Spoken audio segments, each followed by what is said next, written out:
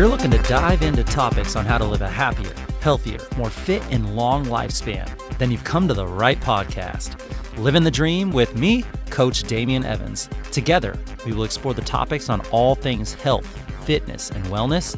Together, we will be lifelong learners on this journey to living the ultimate dream. What up, Dream Team? Coach D here, coming at you from beautiful sunny San Diego, and welcome back to the Living the Dream podcast, where today we're going to cover the topic of training in order to reach for your health, fitness, and wellness goals, and in order to live your dream life. And today's episode will be a combination of our weekly shorter episodes and a masterclass episode. This isn't just about your next workout. This is about your future self. 5, 10, even 30 years from now. At our Sweat Circuit studios here in San Diego, we're kicking off a brand new 4-week hypertrophy training phase. Our programming is phased so our members can experience all styles of training throughout the year in order to keep their bodies healthy, fit, and anti-fragile. This phase is all about hypertrophy that we're currently in. And if you understand why you're doing what you're doing, you're going to get way more out of it. You're going to get better results, better effort, and better lifelong health. Now, you don't have to be a member at our gym to benefit from today's topic. Every person who wants to live a longer, healthier, more fit and long lifespan will take something away from what we talk about today. So this is your masterclass on hypertrophy and how to use hypertrophy to level up your body, your mind, and your future. Here's what we're diving into in this episode. What hypertrophy is, explained very clearly. We're going to dive into how muscle growth really works. Hint, there's 2 concepts that I want to talk about that I love to talk about on this podcast. One of those concepts is hormesis. That's right, hormesis. You might not know what that is. You might already know a little bit of something about it. And then the other concept is supercompensation, hormesis and supercompensation, how muscle growth really works. We're also going to dive into why hypertrophy training matters, real life benefits that you will feel. We talk about the myth of bulking up. Yes, we've heard it before. I don't want to bulk up, and how this body recomposition really happens. We're going to talk about how to train smartly during this phase if you're one of our members or if you ever do a hypertrophy phase. And we're going to talk about how to maximize the results from your training, not just inside, but outside the gym. So nutrition, sleep, hydration, stress, how all of these other factors outside the gym can help maximize your results from all the things that you do inside the gym. So let's dive deep. Let's build smart. Hypertrophy, what is it? Hypertrophy simply means increasing the size of your muscle fibers. Your muscle, your big muscle, is made up of a bunch of little strings, and those strings are called muscle fibers. And a hypertrophy simply means increasing the size of your muscle fibers. Now, you're not just lifting weights randomly. You are strategically stressing your muscles so that they are forced to grow back stronger and more resilient. You are strategically stressing your muscles so that they are forced to grow back stronger and more resilient. In short, you challenge your muscles, your body repairs and adapts those muscles. You get stronger, more capable, and more athletic. This process is a classic example of hormesis, which is a concept in biology where a small dose of a small stress makes an organism stronger by adapting to that stress. So yeah, exercise is an example of hormesis because exercise, lifting weights, causes tiny muscle fiber tears, and your body repairs and rebuilds those fibers even stronger. Another example of hormesis would be cold exposure, like cold plunges. That brief cold stress triggers adaptations like improved circulation, lower inflammation, and stronger mitochondria, those little energy factories of your cell. Another example of hormesis would be heat exposure. Short bouts of high heat activate heat shock proteins. They boost recovery and cellular repair and even contribute to longevity. Fasting is another example of hormesis. Going without food for long periods of time stresses your cells just enough to trigger something called autophagy, and the cleanup and recycling of old damaged cells happens.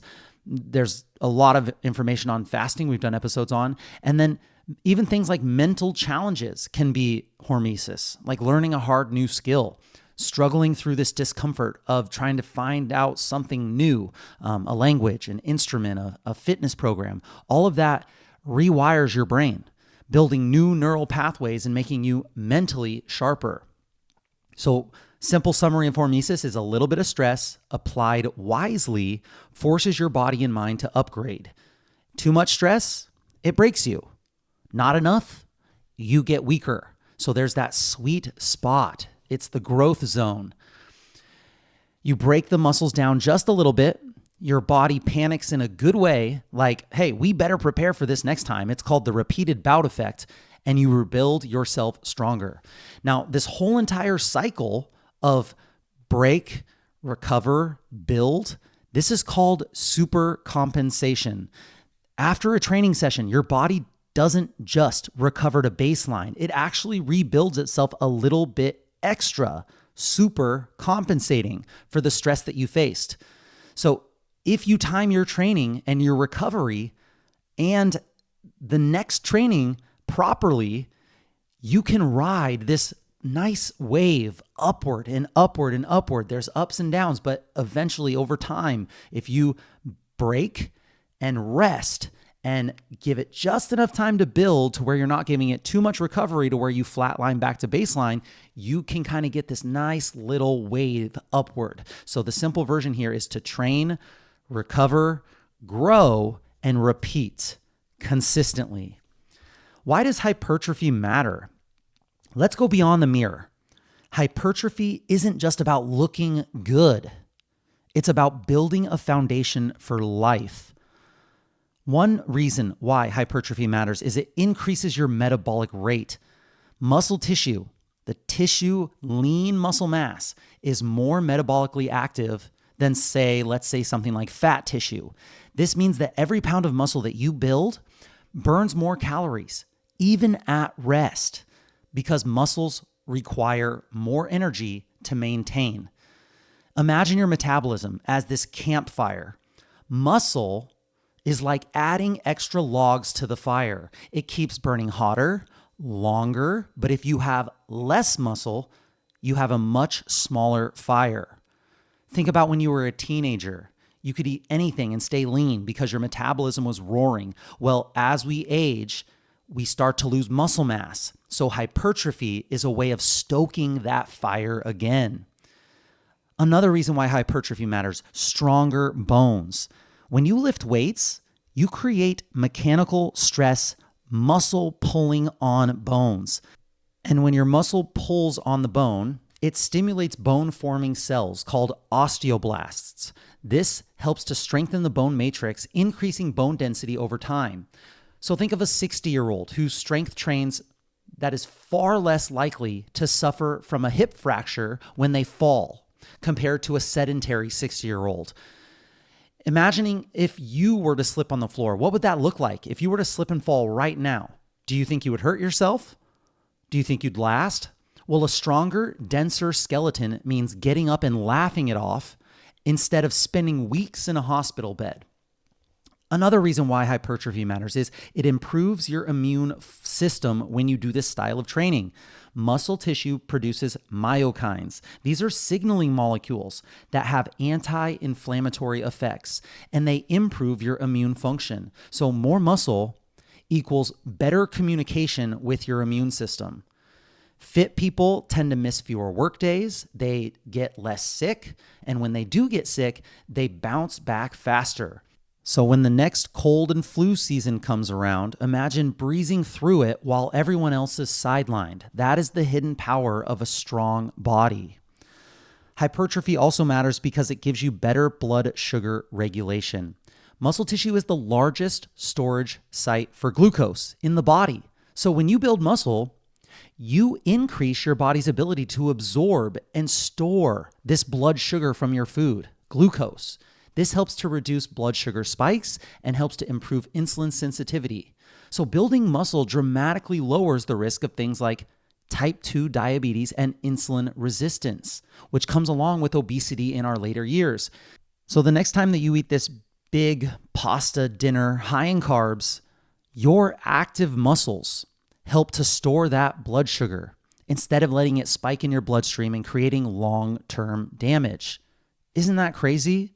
Muscle can help with that. Another reason why is it improves the quality of life as you age. Muscle mass and strength are two of the strongest predictors of independence and vitality as you age. Loss of muscle, also called sarcopenia, it leads directly to frailty. And I've trained so many people in my career that are on the older side, 80, 90, and I've seen the two ends of the spectrum. I've seen someone that is vibrant, strong, anti-fragile, and I've seen someone that is brittle, frail, and just has no mobility, has to be dependent on by other people. Like, it is not great. And it's the same age, it's two completely different specimens. Being able to carry groceries when you get older, travel, hike any kind of hike that you want to go to on any vacation. Do you want to be able to pick up your grandkids without pain? That is what we're building here. Picture yourself at 80, hiking a trail or gardening without needing someone else's help. That is why we're doing this. And then lastly, yes, we can talk about it. It's important, aesthetics. So that quote unquote toned look. Toning is not a different process from building muscle, from hypertrophy training. Toning is building muscle, and then combine that with shredding body fat. Without the hypertrophy side of things, there's no underlying shape to reveal. You're just a smaller version of yourself. The sculpted look, many that are chasing, when they see the magazines or when they're seeing the Instagram models, they're saying, I want to look like that. Well, that look right there, that comes from lifting weights and shedding excess fat. With hypertrophy training, you can visualize yourself confidently wearing whatever you want, swimsuits, shorts, fitted clothes, because you've built muscle that shapes your body naturally. In short, strength is beauty, strength is freedom, and strength is life. Let's go a little bit deeper into the I don't want to get bulky myth, because this is something that I hear on a weekly basis. And there's a lot of merit to it. There's a lot of things that go into it why people think that they're right when they say this. One of the most common fears that I hear about lifting weights is I don't want to get too bulky. And if that's crossed your mind, I get it. It's a legitimate concern based on a misunderstanding of how muscle actually builds and what happens when people go on this and they do it the wrong way. Here's the truth. Building large amounts of visible muscle is extremely difficult. It takes years of specific and intentional training and doing that consistently. It usually requires eating in a calorie surplus for long periods of time, and it often involves anabolic steroids, something that you're probably obviously not doing. And if you are, then you probably aren't worried about getting too bulky. The physiological reality: women naturally have about 10 to 30 times less testosterone than men. Testosterone is a major hormone responsible for muscle size and strength. 10 to 30 times less testosterone in women. Your body literally doesn't have the raw hormonal fuel to accidentally get huge. And if you do, you are a genetic anomaly. You are an outlier. So if there's some real talk to this topic, if you pick up a heavy dumbbell and your first thought is, oh no, what if I get huge overnight? Well, then that would be like sitting down at a piano for the first time and worrying that you're going to accidentally compose a symphony. It's just not going to happen. Almost every woman that has come to me after lifting weights and saying that they got too bulky, when we scanned them on the InBody scanner, it didn't show too much muscle. It was because they lifted heavy, but they also increased their calories so much that they gained excess body fat. So now their legs weren't fitting right in their jeans, their arms weren't fitting right in their shirts, and this was because they put on too much body fat when doing this. There's a sweet spot when it comes to your training stimulus, and there's a sweet spot when it comes to your nutrition your intake and your energy expenditure. So we can talk about that. Let's talk about body recomposition, building muscle and losing fat. Most people don't actually want weight loss. What they truly want is fat loss. They want to lose fat while preserving or even building muscle. And this process is called body recomposition. And hypertrophy training is one of the most powerful tools to make body recomposition work. Why muscle is greater than just losing weight? When you diet without strength training, you lose both fat and muscle. When you diet without strength training, you lose both fat and muscle. When you strength train while adjusting your nutrition, you can burn fat while keeping or even maybe building muscle if you can find that sweet spot. This is easier done for people that are newer to training or taking anabolic steroids, of course, or have a lot of weight to lose. Muscle is more dense than fat. That means that you can weigh the same exact weight or even maybe a little bit more weight, and you can look leaner, tighter, stronger. Muscle is about 18% denser than fat. So the same weight equals a smaller size. Two people that both weigh 150 pounds, if one of those people is 35% body fat and the other is 20% body fat, those two people, they look completely different at the same 150 pounds. One is soft and one is lean and athletic. Imagine stepping into your favorite old pair of jeans again, fitting better even if the scale barely moved. That's body recomposition in action. So, how you should feel during hypertrophy training, how you should feel during this phase at Sweat Circuit. We're going to chase near failure. During your hypertrophy phase, your goal inside the gym isn't just to finish your sets. If it says 3 sets of 10, don't just pick up the light weights and do 10 reps and then rest and 10 reps and then rest and then 10 reps and then rest. Your goal is to challenge your muscle enough to spark growth. You need to send a signal strong enough for your muscles to spark growth. That means you should be within about 1 to 2 reps of technical failure on your sets. So within 1 to 2 reps of technical failure, your form starts to go. You should probably feel like you could maybe squeeze out 1, 2 more ugly reps, but 3? Probably not. What is failure? Muscular failure means that you can't complete another clean rep with good form. It doesn't mean that you absolutely failure. That is going to be absolute failure. If you finish your 8 to 12 reps and you feel like you could have easily done 10 more, you likely didn't lift heavy enough and you likely didn't send a signal for muscle growth. So let's work smarter and harder here. How to know if you're training right. The last 2 to 3 reps feel slow and challenging. You're trying to move that weight faster and it just won't move any faster. We've all been there when we get under that bench press maybe and you lower the bar to your chest and then you try to push and it like slows down and pushes back on you. That's when you know you're getting close to technical failure and maybe absolute failure, but you're getting close to some sort of failure if that rep starts to slow. As long as your form stays and you maybe could have completed 1 or 2 reps, that's about when you want to stop your set. Your form starts to get harder to maintain when you're training right, but you stay focused and tight as long as you can, and then don't go too far. Call it 1 to 2 reps before you get to that place. And then if you can feel a deep muscle burn, not joint pain, but a muscular burn, that's when you really know you're getting into the sweet spot. You're creating this metabolic signal inside of your muscles that is going to help stimulate something called muscle protein synthesis. It's a signal for muscle growth.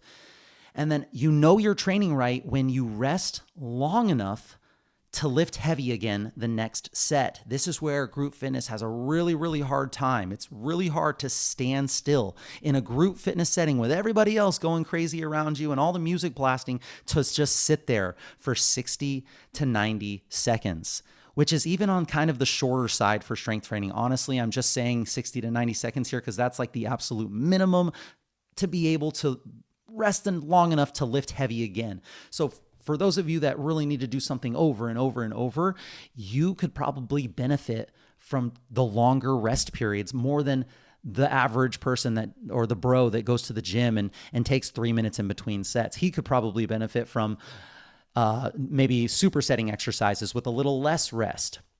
Let's talk a little bit more about why resting long enough matters, because I really want to drive this home. I think it's important for everyone to understand the why.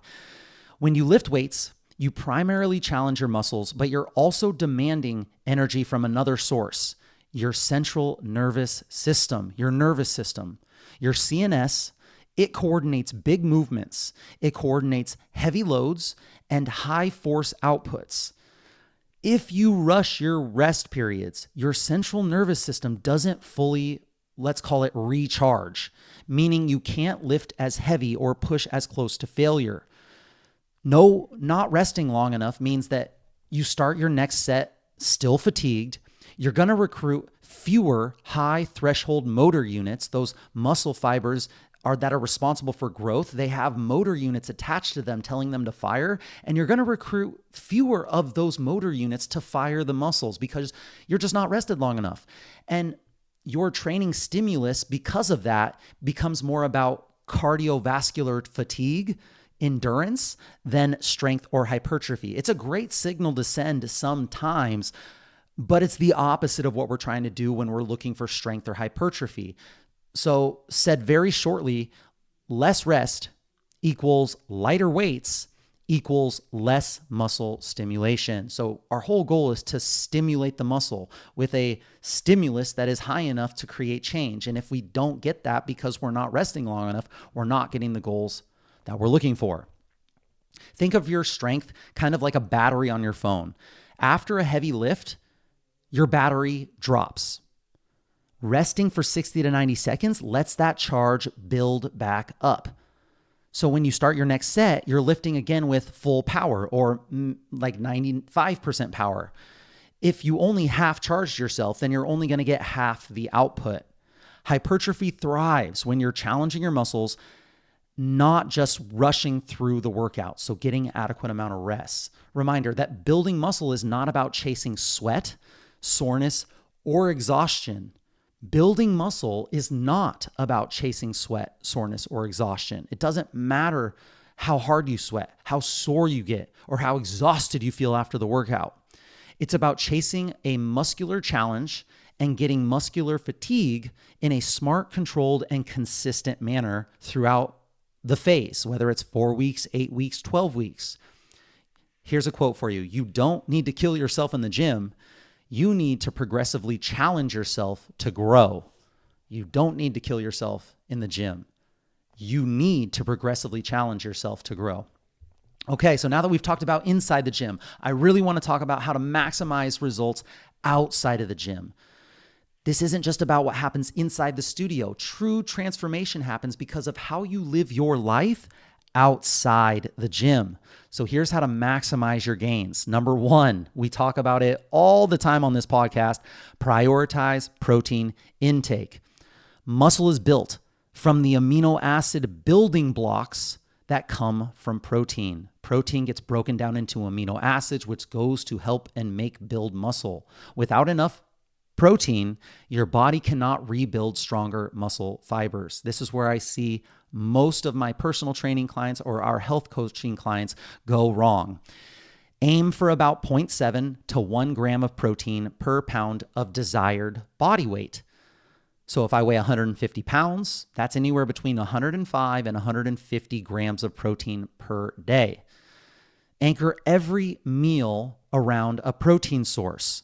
Chicken, beef, fish, eggs, Greek yogurt, protein shakes if you have to. Whole foods are best. Yes, you can supplement with shakes. Anchor every meal around a protein source and try to start your day early. Whatever you cook for dinner, as far as your protein, cook a little extra. And then in the morning, use that leftover, put it in a couple egg scramble, and there you go. Remember that eggs only have 6 grams of protein per egg. So yes, they are a great superfood. I love eggs, the whole egg, but as far as a protein source, you only get 6 grams, which I think people think a lot more comes from eggs when at least they explain it to me. Skipping protein is like trying to build a house without enough bricks. Number 2, prioritize sleep. I know we talk about this all the time. So try to get those 7 to 9 hours of sleep per night. Sleep is your number one recovery tool. Your body shuts itself down physically so that it can go inside and internally fix what's going on inside. There's growth hormone surges during deep sleep that help your body rebuild stronger tissues. Studies show that sleep-derived individuals gain more fat and lose more muscle even while eating the same calorie amount. We've talked about the study of the two different groups of people that were in the same calorie deficit. One group got 8 hours, one group got a deprived 5.5. They both lost the same amount of weight, but the sleep-deprived group lost way more muscle. The group that got the sleep was able to hang on to muscle and lose mostly body fat. Super important here because, yeah, you might be losing weight, but once that muscle drops, you're going to rebound and your daily caloric burn will be low and you will see that yo-yo effect that most people go through. Create a wind down routine here. Screens off 30 to 60 minutes before bed. This is the hardest one for most people, including myself. Keep a cool, dark room and consistent sleep and wake up times. Go to one of our sleep masterclass episodes for more info on that. Training without sleep and not sleeping enough is like trying to fill a bucket with holes in it. Your results will never stay in that bucket. They are going to leak out. Number 3, hydrate like it's your job. Hydrate. Water drives all the chemical reactions needed for muscle repair. Water drives digestion and metabolic health. Even a slight dehydration, 1 to 2%, can significantly reduce strength and performance. So aim for half of your body weight in ounces of water daily. If I weigh 150 pounds, cut that in half. 75 ounces per day should be your goal. That's a nice general way to look at it. And then, of course, if you live in a hot, humid area or if you sweat a lot, you're going to want to increase more and you're going to want to think about electrolytes. I sweat all day. I do sauna like 5 times a week. I'm definitely drinking more water than the average person my size. And I'm also drinking electrolytes. I like LMNT electrolytes. I really enjoy them. It's easy. They have little packets. Pour them in and go. Just make sure that you are refilling the stuff that you are losing. Imagine trying to grow a garden without enough water. The same thing happens with your body. Give your garden enough water to grow. Number 4, manage stress. This is a huge one, especially for that group fitness cortisol junkie that goes from a high stress morning with their kids, a high stress job, right to a high stress, high intensity workout, and then just goes right back into traffic in that high stress life. Chronic stress elevates cortisol. Chronically high cortisol can blunt muscle growth. This can help to increase fat storage, especially around the midsection, and mess with recovery. So if you're experiencing fat gain in and around the midsection that just won't go away, take a look at your stress levels and see if this might be contributing to why that's happening.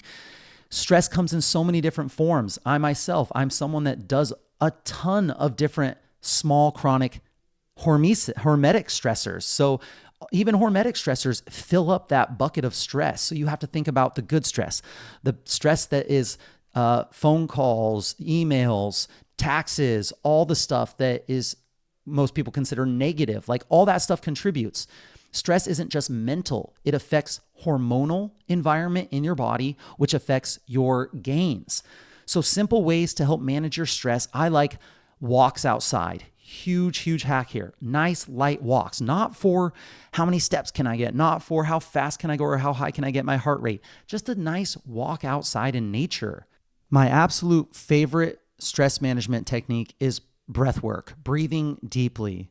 That's why I always try to get our members after a group fitness class to come down and spend some time breathing deeply, stretching nice and easy, statically, just getting the body to down-regulate from that fight or flight space that we were just in into a more rest and repair state before they get sent back out into that crazy world.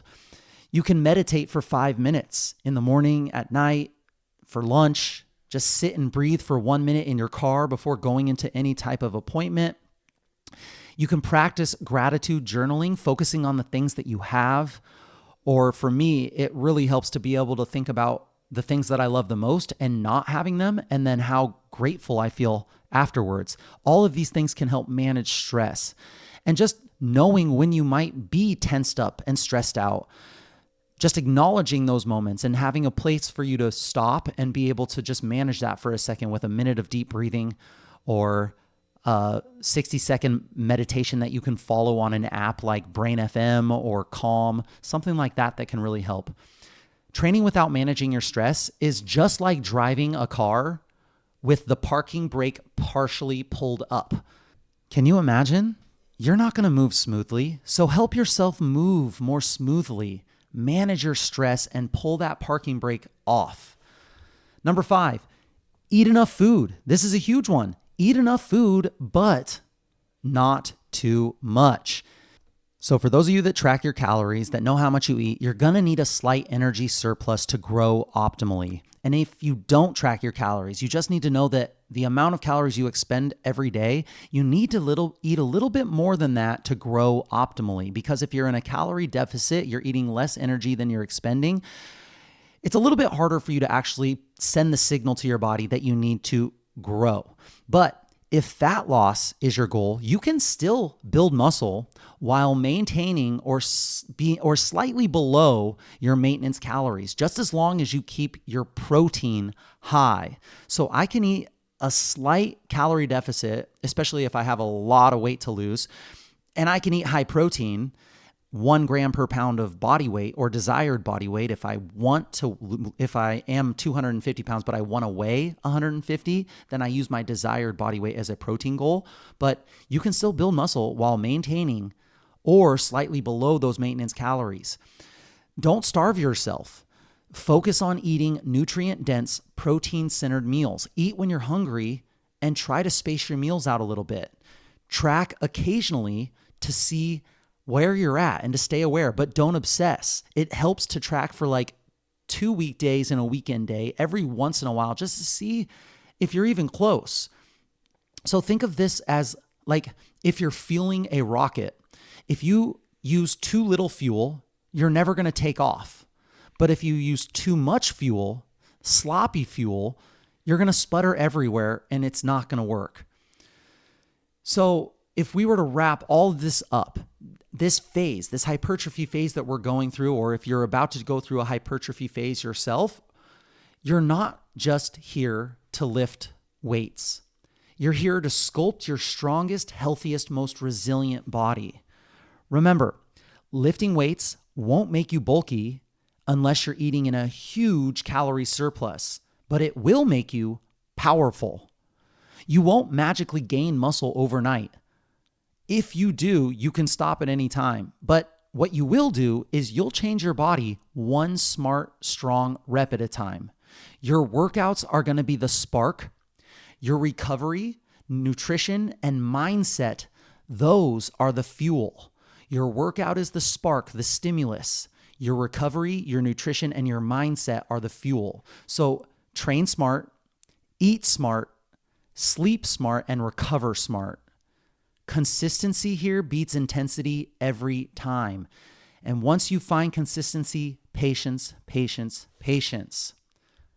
Imagine yourself 10 years from now, stronger, leaner, healthier, more anti-fragile because of the choices that you make starting today. This is the work that sculpts the life that you want. I promise you. Now, go get this thing. If you're one of our Sweat Circuit members listening to this right now, we now know the what, the hows, and the whys of hypertrophy. Let's crush this phase together. Happy training, team. And that's it, my friends, for today's Training Tuesday episode of the Living the Dream podcast. Please share the knowledge that you gain with your friends and family and hold each other accountable. If this episode inspired you, share it with a friend who may need some hypertrophy training in their life or who is scared to get a little bulky. To support this podcast and help it grow, please subscribe on whatever platform you're listening to this podcast on and leave a review telling others how this podcast benefited you. Leave a comment on this episode letting us know how you're incorporating hypertrophy training into your life. This is a non-cost way to help get this important wellness content into more people's ears. Tag me at livingthedream_podcast or at coachdamian_SD and let us know how this episode benefited you. Let us know what we missed. Let us know what we got wrong. We want to know. Message us if you have any suggestions or tips that would help your Living the Dream team that we can discuss in future episodes. I will be right here with you working on making us stronger, happier, and healthier humans. Until next time, friends, keep living the dream.